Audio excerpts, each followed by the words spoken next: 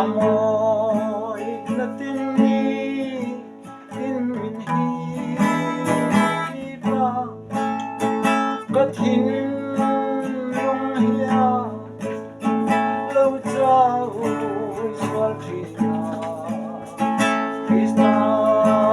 dil lo chuan in mare kalo mi lo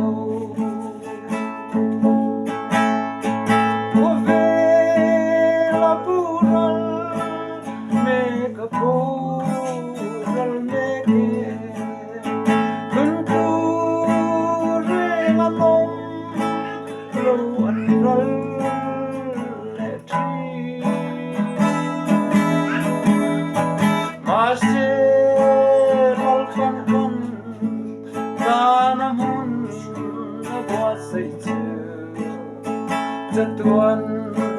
ko ino aral lubang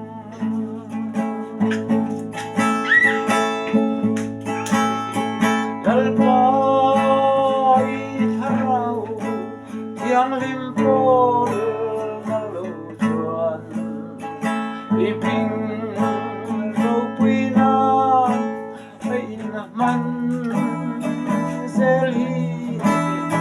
vale mohar patitrin ika rang thiang lim chuan min pol reng ro ko ve la pural me ka po me ke tun tu reng anom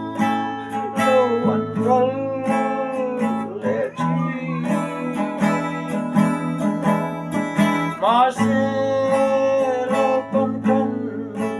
Nanamun Nagwasetsu Jatuan Poin O